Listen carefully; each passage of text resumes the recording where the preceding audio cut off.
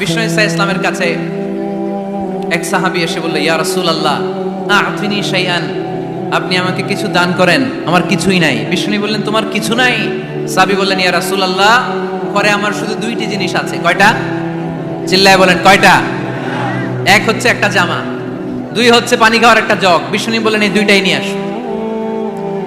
বিশ্বনবীর কথা শুনে ওই সাহাবী ঘর থেকে জামা নিয়ে আসলেন, পানি খাওয়ার জগ নিয়ে আসলেন। বিশ্বনবী সাল্লাল্লাহু আলাইহি ওয়াসাল্লাম ওনার মোবারক হাত দিয়ে এক হাতে জামা ধরে আরেক হাতে পানির জগটা ধরে সাহাবীদের দিকে উদ্দেশ্য করে বললেন, মাইয়াশতারি হাদাইন, এই দুইটা জিনিস কেনার মতো কে কে আছে দেখি? কয়েকজন হাত তুললো। বিশ্বনবী বললেন, কত দিয়ে কিনবা? এক সাহাবী বলে, ইন্নী আশতারিহিমা বিদিরহাম, ও নবী যদিও এগুলো আমার দরকার নাই, কিন্তু আপনি যেহেতু নিলামে ডাক তুলেছেন, ইয়া রাসূলুল্লাহ ইয়া হাবিবাল্লাহ, আপনার সম্মানে আমি 1 দিরহাম দিয়ে দুইটা জিনিস কিনে নেব। 1 দিরহাম, একটা জামা, একটা পানি খাওয়ার জগ, দাম কত? 1 দিরহাম। বিশ্বনবী বললেন, না না, 1 দিরহাম তো অনেক কম হয়ে যায়, মাইয়াজিদু আলা যালিক, এর চেয়ে বেশি দামে কে কিনবা? আরেক সাহাবী হাত তুলে বলতে লাগলি, ইয়া রাসূলুল্লাহ ইয়া হাবিবাল্লাহ ওয়া ইন্নী আশতারিহিমা বিদিরহামাইন, আমি এই জামাটার পানি খাওয়ার জগটা 1 দিরহাম নয় 2 দিরহামের বিনিময়ে কিনতে চাই। বিষ্ণু ইসা ইসলাম ওই সাহাবাকে দিয়ে দিলেন। দিয়ে 2 দিরহাম নিয়ে, যে লোকটা ভিক্ষা করতে এসেছিল তার হাতে 2 দিরহাম দিয়ে বললেন, যাও 1 দিরহাম দিয়ে ঘরে খাবার কিনে দিয়ে আসো, আরেক দিরহাম দিয়ে একটা কুঠার কিনে নিয়ে আসো। শুনতেছেন? কি কিনে নিয়ে আসো? কুঠার দিয়ে কি করে? গাছ কাটে। ওই সাহাবী কুঠার কিনে নিয়ে আসার পরে বিশ্বনবী নিজ হাতে কুঠারের মধ্যে একটা কাঠের হাতল লাগাই দিলেন। আল্লাহু আকবার! হাতল ছাড়া কুঠার ইউজ করা যাবে? বিশ্বনবী নিজ হাতে ওই কুঠারের ভেতরে একটা হাতল লাগাই দিলেন আর বললেন, লা উরিদু আন আরাকা 15 আইয়াম, এই কুঠার নিয়ে জঙ্গলে যাও, গায়ে অনেক শক্তি আছে, কাঠ কাটো, এই কাঠ কেটে বাজারে বিক্রি করো, সামনের 15 দিন যেন আমি আমার চোখের সামনে তোমার না দেখি। বিশ্বনবীর পরামর্শ অনুযায়ী কুঠার নিয়ে ওই সাহাবী জঙ্গলে চলে গেলেন। কাঠ কেটে বাজারে বিক্রি করতে করতে 15 দিন পরে 10 দিরহাম নিয়ে বিশ্বনবীর দরবারে হাজির হয়ে গেলেন। 10 দিরহাম নিয়ে বিশ্বনবীর কাছে হাজির হয়ে গেলেন। সাহাবী এসে বলল, ইয়া রাসূলুল্লাহ এখন আর আমার ভিক্ষা করা লাগে না, আমার গায়ে অনেক শক্তি আল্লাহ দিয়েছে, আই এম ভেরি এনার্জেটিক, আপনার দেয়া বরকতের কুঠার দিয়ে আমি কাঠ কেটে কেটে স্বাবলম্বী হতে শুরু করেছি। সুবহানাল্লাহ পড়েন। আমি এখন 10 দিরহামের মালিক। বিশ্বনবী বললেন, লা আইয়াহতাতিবা আহাদুকুম হুজমাতান আলা যাহরিহি খায়রুম মিন আইয়াসআলা শাইআন ফায়ু'তিয়াহু আও ইয়ামনাহু, যাদের গায়ে শক্তি আছে তারা ভিক্ষা না করে কাঠ কেটে পিঠে সেই বোঝা নিয়ে বাজারে বিক্রি করা অনেক ভালো, কারণ কারো কাছে যদি তুমি হাত পাতো সে দিতেও পারে, নাও দিতে পারে, আর কষ্ট করলে কষ্ট কোনোদিন বৃথা যায় না। চিল্লায় বলেন ঠিক কিনা? বিষ্ণু ইসা ইসলামের অনুপ্রেরণায় এই সাহাবা অল্প কিছুদিনের ব্যবধানে স্বাবলম্বী হয়ে গেলেন। What is the moral of the story? বিশ্বনবীর এই প্রফেটিক স্টোরি থেকে আমাদের কি শিক্ষা? লেসন নাম্বার 1, বিশ্বনবী চাইলেই ওই 2 দিরহাম দিয়ে বলতে পারতো, যাও খাবার দাবার কিনে ফ্যামিলিতে দিয়ে আসো। সে ওই 2 দিরহাম নিয়ে খাবার দাবার কিনে ফ্যামিলিকে খাইয়ে রাত্রে আবার ভিক্ষায় নামতো। কথা কন, রাত্রে কি করতো? ভিক্ষায় নামতো। বিষ্ণু ইসা ইসলাম তাকে কাজ করে খাওয়ার জন্য উৎসাহ দিলেন। পাশাপাশি বিষ্ণু ইসা ইসলাম পার্মানেন্ট সলিউশন দিলেন। এজন্য পার্মানেন্ট সলিউশনের ব্যবস্থা করতে হবে। অনেকে আমরা যাকাত দেই, যাকাতের শাড়ি দেই, যাকাতের লুঙ্গি দেই, আছে না নাই? লক্ষ্মীপুরে এরকম দেয় নাকি? কি দেয়? হ্যাঁ, গাড়ি, গাড়ি দেয়, শাড়ি না। যাকাতের শাড়ি, যাকাতের লুঙ্গি বলতে কোনো কথা ইসলামে নাই। এগুলো খুব কম দামি শাড়ি, যাদেরকে এগুলো দেয়া হয় তাদেরকে অপমান করা হয়, ঠিক কি না? আল্লাহ বলেছেন, ওয়ালাকাদ কাররামনা বানি আদম, I have dignified the status of the sons of Adam, আমি আদমের সব সন্তানদেরকে সম্মানিত করেছি। সুবহানাল্লাহ পড়েন। আপনাদের চেয়ে সম্মানিত কেউ আছে? মানুষের চেয়ে সম্মানিত গোটা বিশ্বে আর কোনো মাখলুকাত আছে? নাই। এজন্য যাকাতের শাড়ি দেয়া যাবে না, যাকাতের লুঙ্গি দেয়া যাবে না। যাকাতের শাড়ি আপনারা দেখছেন, এটারে একবার ধোয়ার পরে দ্বিতীয়বার পরা যায় না। মশারি কি পাতলা, এর চেয়েও পাতলা। এই জন্য যাকাতের শাড়ি, যাকাতের লুঙ্গি বলতে ইসলামে কোনো পরিভাষা নাই। আপনাকে স্বাবলম্বী করে দেওয়ার চেষ্টা করতে হবে।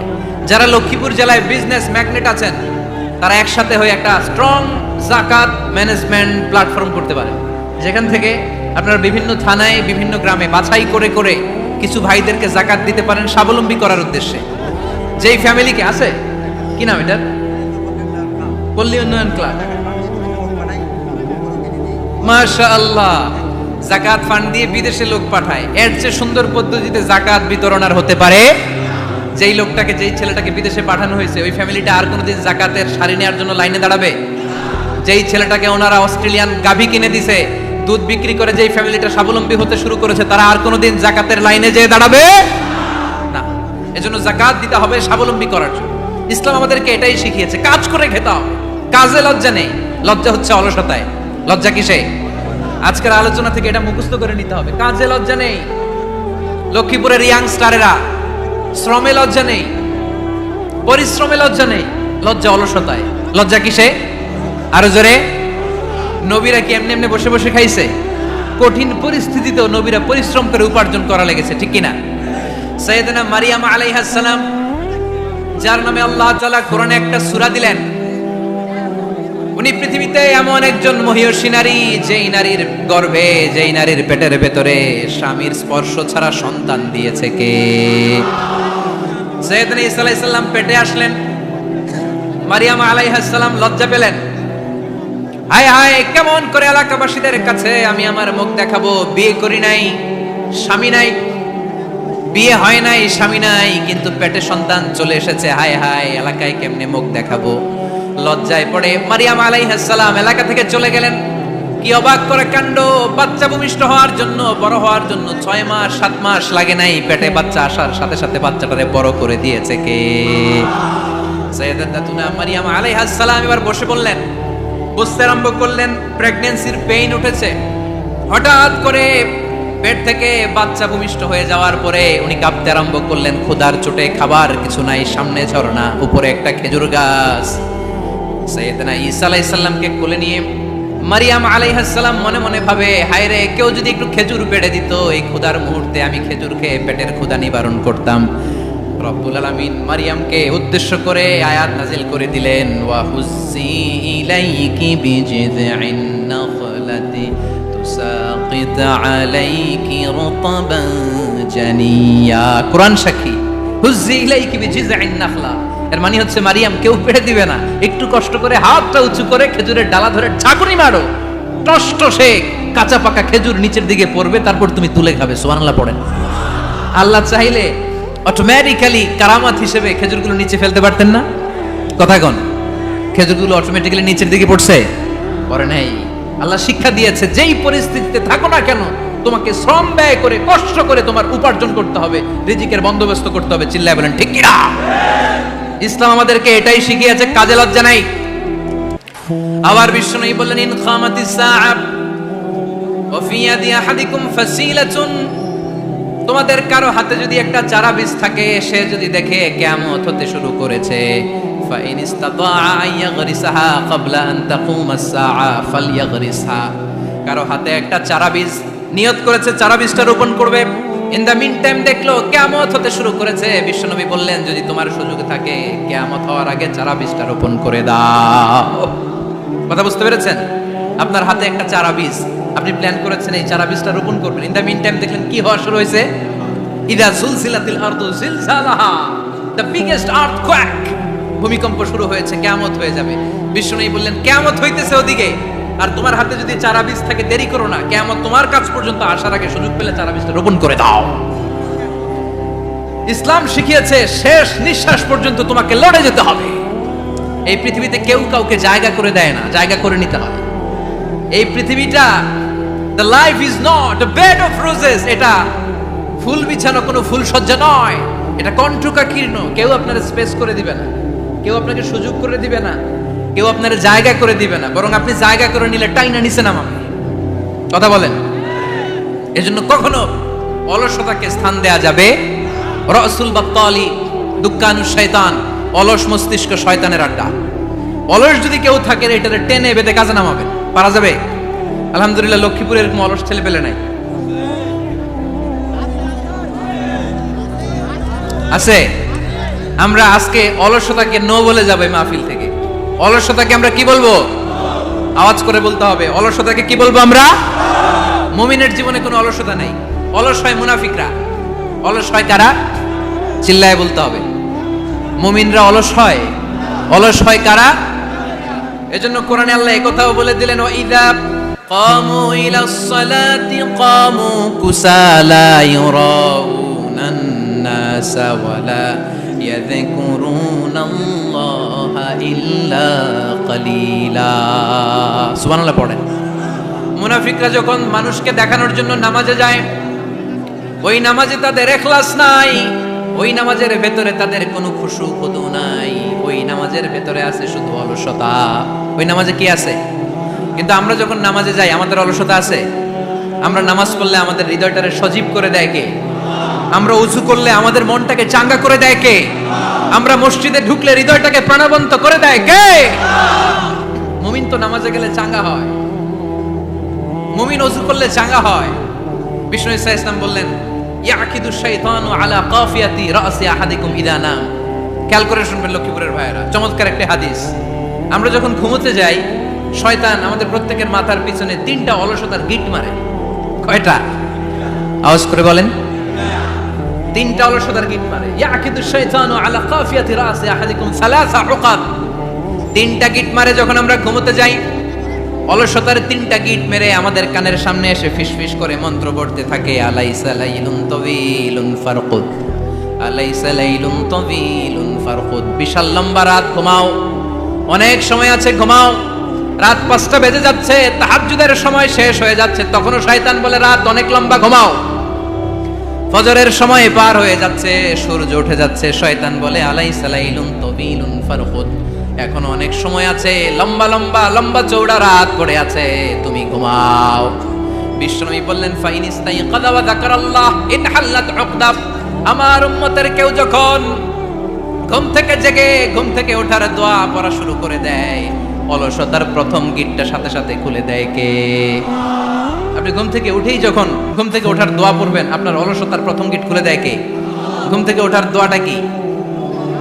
আলহামদুলিল্লাহিল্লাযী আহিয়ানা বা'দামা আমাতানা ওয়া ইলাইহিন নুশুর। প্রশংসা সে আল্লাহ, যে আল্লাহ আমাদেরকে লম্বা একটা ঘুম শেষে, মৃত্যু শেষে আমাদেরকে ঘুম থেকে উঠালেন। এই দোয়াটা পড়ার সাথে সাথে শয়তান যে 3টা গিট মারছে, ওই 3টার একটা খুলে দেয় কে? Fine তাওয়াদ্দা in হাল্লাত উকদা। ঘুম থেকে জেগে ঘুমের দোয়া পড়ার পরে যখন কেউ ওযু করে ফেলে, অলসতার দ্বিতীয় গিটটাও খুলে দেয় কে? ওযু করার পরে ফাইন সাল্লাত ইন হাল্লাত উকদা, নামাজের মুসল্লায় দাঁড়িয়ে যখন নামাজ শুরু করে দেয়, অলসতার 3 নাম্বার গিটটাও খুলে দেয় কে? 3টা গিট যখন খুলে দেয়, বিষ্ণু ঈসা ইসলাম বললেন, ফাআসবাহা নাশীতাল কলব। নাশীত, তখন মুমিন বান্দা সজীব হয়ে ওঠে, প্রাণবন্ত হয়ে ওঠে, উচ্ছ্বসিত হয়ে ওঠে। ওয়া ইল্লা খাবিসান নাফসি কাসলান। আর যদি ঘুমিয়ে থাকে, 3টা গিট তার মাথার পেছনে শয়তানের অলসতার লেগে থাকে, তাহলে তার দিনটা শুরু হয় অলসতা দিয়ে, আর সে হয় অলসতার রাজা। চিল্লায় এখন ঠিক কিনা? এজন্য আমরা কি অলস হতে চাই না কর্মঠ হতে চাই? কোন নবীরা কি অলস ছিলেন? পৃথিবীতে কোন নবী অলস ছিলেন? সব নবী কর্মঠ ছিলেন। বিষ্ণু ঈসা ইসলাম বললেন, মা বাআসাল্লাহু নাবিয়্যান ইল্লা রাআল গানাম। এই পৃথিবীতে এমন কোন নবী নাই যেই নবী বকরি চড়ায় নাই। কি চড়ায় নাই? বকরিরে আপনারা লক্ষ্মীপুরের ভাষায় কি বলেন? কি বলেন? ছাগল। তো পৃথিবীতে এমন কোন নবী নাই যেই নবী কি চড়ায় নাই? ছাগল চড়ায় নাই। সাহাবারা বললেন, ইয়া রাসূলুল্লাহ আনতা কাযালিক, আপনিও ছাগল চড়াইছেন? বিষ্ণু ঈসা ইসলাম বললেন, না, আমিও ছাগল চড়িয়েছি। ওয়া ইন্নী আরআহা আলা কারারাইতি আহলি মক্কা, আমি তো মক্কাবাসীদের অল্প কিছু পয়সার বিনিময়ে তাদের ছাগলগুলোকে চড়িয়ে দিতাম। সুবহানাল্লাহ পড়বেন না? বিষ্ণু ঈসা ইসলাম ছাগল চড়াতেন। ছাগল চড়ানো সহজ কাজ না কঠিন কাজ? কেন কঠিন এটা? হ্যাঁ, টেরা খুঁটি মারে। হ্যাঁ, তো ছাগল যারা পালে তারা জানে ছাগল পালা কত কষ্ট। ওরে ডানে টান দিলেও কই যায়? রশি ধরে বায়ে টান দিলে কই যায়? সামনে টানলে কই যায়? পিছনে টানলে কই যায়? সারা সপ্তাহ আপনি সময় পান না এটার গোসল করাবেন। ভাবলেন আজকে জুমার দিন আমিও গোসল করি, এটার গোসল করাই। এটারে আপনি পুকুর ঘাটে নিবেন, টান দিয়েছেন, ওর বাপের কিরাও 1 ইঞ্চিও সামনে যাবে না। ঠিক কি না? এই টেরা প্রাণী আল্লাহর কি মহিমা! আল্লাহ তাআলা পৃথিবীর সবচেয়ে শ্রেষ্ঠতম মানুষদেরকে ছাগল চড়িয়ে ছেড়েছেন। ঠিক কি না? মা বাআসাল্লাহু নাবিয়্যান ইল্লা রাআল গানাম। এই পৃথিবীতে এমন কোন নবী ছিল না যে নবীরা ছাগল চড়ায় নাই। আল্লাহ বুঝাতে চাইলেন ছাগল চড়ানো অনেক কষ্টের কাজ, অনেক ধৈর্যের প্রয়োজন। এখন নবীরা তোমরা ছাগল চড়াও, কিছুদিন পর ছাগলের চেয়েও টেরা জাতি মানুষ চড়াইতে হবে। মানুষের মধ্যেও টেরা আছে না নাই? ভালো বললে ভালোটা বুঝে না, ডানে যেতে গেলে বায়ে যায়, বায়ে যেতে বললে ডাইনে যায়, এরকম আছে না নাই? সম্মানিত ভাইয়েরা, সমস্ত আম্বিয়া আলাইহিমুস সালাম ওনারা কর্মঠ ছিলেন। সাইয়েদনা আদম আলাইহিস সালাম নিজ হাতে চারা গাছ রোপণ করে চাষাবাদের কাজ করেছেন, সুবহানাল্লাহ পড়েন। সাইয়েদনা ইব্রাহিম আলাইহিস সালাম চাষাবাদের কাজ করেছেন। সাইয়েদনা দাউদ আলাইহিস সালাম নিজ হাতে যুদ্ধের জন্য যে পোশাক পরতে হয়, যেটা পরলে গায়ের মধ্যে ছুরি মারলেও ঢুকে না, ওই শিরস্ত্রাণ বানিয়েছেন, নিজ হাতে তলোয়ার বানিয়েছেন, সুবহানাল্লাহ পড়েন। সাইয়েদনা মূসা আলাইহিস সালাম ছাগল চড়িয়েছেন। সাইয়েদনা মূসা আলাইহিস সালামের মেজাজ নরম না গরম? নবীদের মধ্যে সবচেয়ে বেশি মেজাজওয়ালা নবী ছিলেন মূসা আলাইহিস সালাম। উনিও 8 থেকে 10 বছর সাইয়েদনা শুআয়ব আলাইহিস সালামের এরিয়াতে ছাগল চড়িয়েছেন। চিল্লায়ে বলেন সুবহানাল্লাহ। এজন্য নবীরা যেহেতু কাজ করেছেন, কর্মঠ ছিলেন, আমরাও কর্মঠ হব, ঠিক কি না? সাহাবারাও কর্মঠ ছিলেন, বিশ্বনবীর সাহাবারাও ব্যবসা করতেন। সাইয়েদনা আবু বকরের বিশাল ব্যবসা প্রতিষ্ঠান ছিল, সুবহানাল্লাহ পড়েন। আপনারা হজ উমরা করেছেন কে কে দেখি? করছেন? মাশাআল্লাহ। যারা করে নাই আল্লাহ তাদেরকেও আল্লাহর ঘর জিয়ারতের তুমি নসিব করো।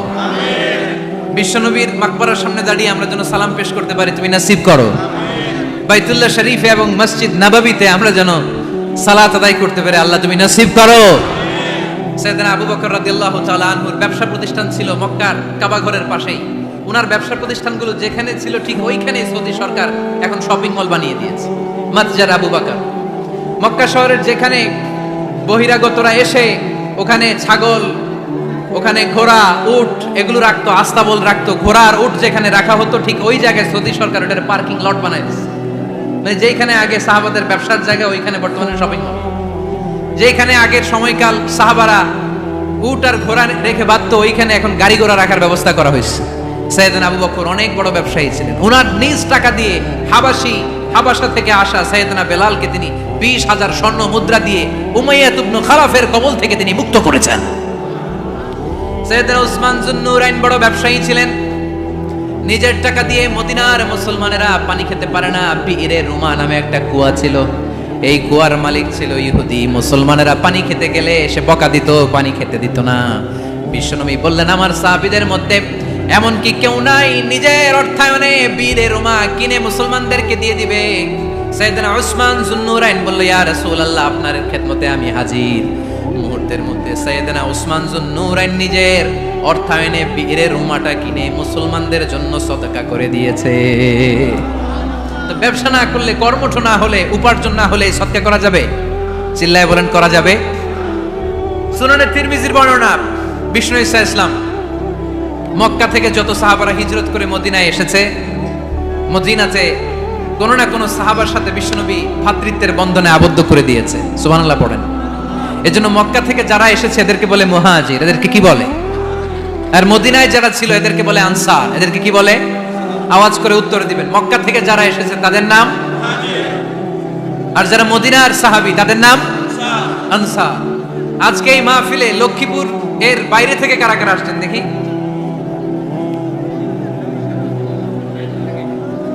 মাশাআল্লাহ, মাশাআল্লাহ, অনেক আসছে। আল্লাহ ভাইদেরকে তুমি কবুল করো, হাত নামান। এই যে লক্ষ্মীপুরের বাইরে থেকে যে ভাইরা আসছে তারা লক্ষ্মীপুরের মেহমান, ঠিক কিনা? মক্কা থেকে হিজরত করে যে সমস্ত সাহাবারা এসেছিল তারা ছিল মদিনার মেহমান।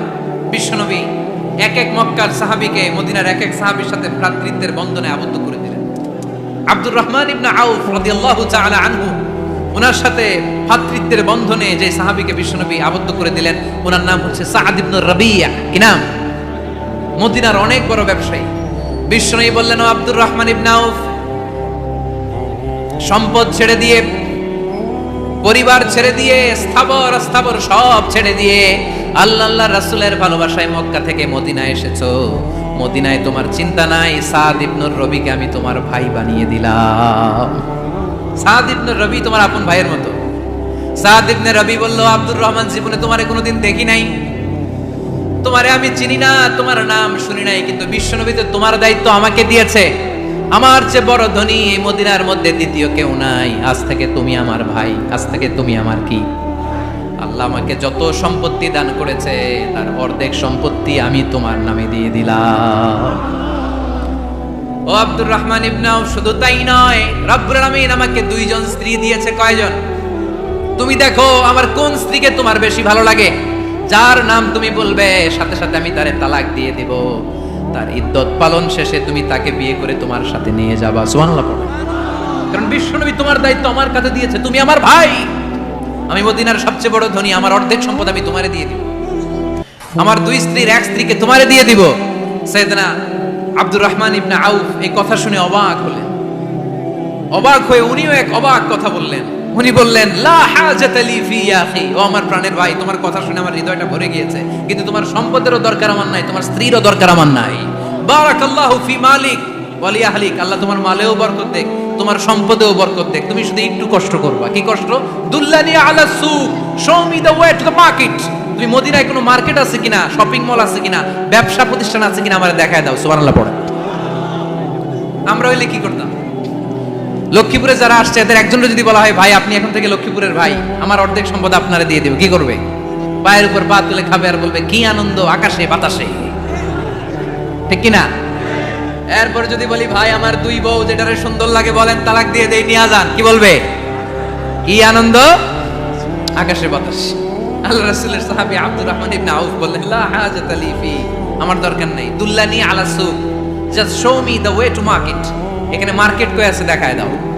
অবাক হয়ে গেলেন সাদ বিন রবিব, বললেন, ও আব্দুর রহমান ইবনে আউফ, ঠিক আছে তুমি যদি নিতে না চাও তোমারে আমি জোর জবরদস্তি করব না। শুনে রাখো, মদিনাতে ইহুদিদের কয়নুকার একটা বাজার আছে। এই কথা বলার সাথে সাথে আব্দুর রহমান ইবনে আউফ চলে গেলেন। এর পরের দিন অল্প কিছু পনির আর ঘি দিয়ে ব্যবসা শুরু করলেন।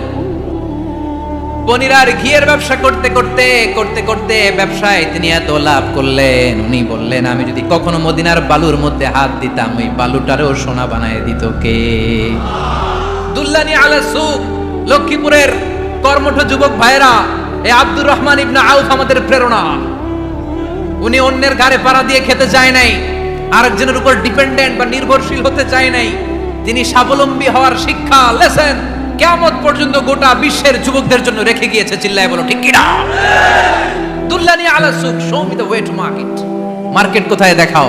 পনির আর ঘি নিয়ে ব্যবসা করতে করতে কয়েক মাসের ব্যবধানে ইতিহাস সাক্ষী সাইয়েদনা আব্দুর রহমান ইবনে আউফ মদিনার বিশাল বড় বিজনেস ম্যাগনেটে পরিণত হয়ে গেলেন। চিল্লায় পড়েন আল্লাহু আকবার। এজন্য ব্যবসার ভিতরে বরকত ঢুকিয়ে দিয়েছে কে? বিষ্ণু বললেন, আত-তাজির আস-সাদুকাল আমিন মা'আন নাবিয়্যিন ওয়াস-সিদ্দীকিন ওয়াশ-শুহাদা'i ওয়াস-সালিহিন।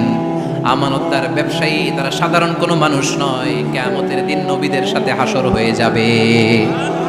আপনারা যারা ব্যবসা করেন, এটা সাধারণ বিষয় নয়। বিষ্ণু ইসলাম নিজেও ব্যবসায়ী ছিলেন। ওনার জীবনের প্রথমে তিনি খাদিজা রাদিয়াল্লাহু তাআলা আনহার ব্যবসার স্টাফ হয়ে কাজ শুরু করেছেন, এরপর নিজে ব্যবসা শুরু করেছেন। এরপরে খাদিজাতুল কুবরা রাদিয়াল্লাহু তাআলা আনহা সব সম্পত্তি বিয়ের পরে বিশ্বনবীর পায়ের সামনে ঢেলে দিয়েছেন। বললেন, ইয়া রাসূলুল্লাহ, এই সম্পদ আমি আপনাকে দিয়ে দিলাম, আপনি ইচ্ছামতো দিনের প্রয়োজনে খরচ করেন। সুবহানাল্লাহ পড়েন। এজন্য বিষ্ণু ইসলাম আমাদের জন্য উপমা, আব্দুর রহমান ইবনে আউফ আমাদের জন্য উপমা। যারা ব্যবসা করেন তারা বিষ্ণু ইসলামের সুন্নাহ পালন করছেন। আত-তাজির আস-সাদুক আল আমিন, বিষ্ণুই বললেন সত্যবাদী আমানতদার ব্যবসায়ী, যে ব্যবসা করতে যায় মিথ্যা কথা বলে না। অনেক ব্যবসায়ীরা আছে পণ্য চালানোর জন্য মিথ্যা কথা বলে আর কসম কাটে, আছে না নাই? আহা, এমনটা করা যাবে? সকালবেলা স্ত্রীরে বলে, এই গরুগুলা বিক্রি করবো, তুই একটা দাম কত কমো? স্ত্রীরে শিখাই দিচ্ছে, এই গরুর দাম তুই 40,000। তো বউ বলে, ঠিক আছে দাম কইলাম 40,000। তো এরপরে বাজারে যখন গরু বিক্রি করতে যায়, একজন যখন বলে যে ভাই এটা 30,000 টাকা দিয়ে কিনবো, কয় ভাই আল্লাহর কসম সকালে একজন 40,000 দাম কইছে, আমি দেই নাই। আছে না নাই? কৌশল করে। বউরে শিখাইছে সকালে, কয় তুই দাম কর 40,000। তো বাজারে যে সকালে একজন দাম করছে, দাম করে কইছে 40,000 দেই নাই, আপনারা 30,000 কেমনে দেই? এরকম ডাকাইত আছে না নাই? আলহামদুলিল্লাহ লক্ষ্মীপুরে এরকম লোকজন নাই। আরে নাই, আমি কই নাই, এরা কই আছে। লক্ষ্মীপুরের মানুষ খুব ধার্মিক, আমি জানি। লক্ষ্মীপুর, নোয়াখালী, ফেনী এই বেল্টের লোকজন খুব আল্লাহওয়ালা। এদের মধ্যে আল্লাহওয়ালার সংখ্যা বেশি, এখানে আলেম ওলামা বেশি। এখানে মসজিদ মাদ্রাসা বেশি, এই জন্য এই জেলাগুলোতে আল্লাহর রহমতও বেশি। আল্লাহ তুমি এই জেলার ছেলেপেলাদেরকে, এই জেলার লোকদেরকে তুমি কবুল করো, মা বোনদেরকে তুমি কবুল করো। সম্মানিত ভাইয়েরা, এজন্য আজকের মাহফিল থেকে আমরা যেটা শিখলাম সেটা হচ্ছে পরিশ্রমে কোনো লজ্জা আছে? আমরা কাজ করে খাবো, ঠিক কিনা? Never underestimate any job. যুবক ভাইয়েরা, লক্ষ্মীপুরের যুবক ছেলেরা শুনতেছ? এরকম আওয়াজ করতে হবে, কান খাড়া করে শোনো। Never underestimate any job. কোন চাকরিকে ছোট করে দেখা যাবে, whether it small or big, you don't care. এটার কেয়ার করা যাবে না। ছোট্ট চাকরি পাইলে ঢুকে যাবা, বড় অফার আসলে পরে ঢুকবা। এটা ছোট কাজ, এটা হোটেলের ওয়েটার, এটা ছোট্ট স্টাফ, এটা কেরানি না। কাজ কাজই, কাজের মধ্যে কোনো ছোট বড় নাই।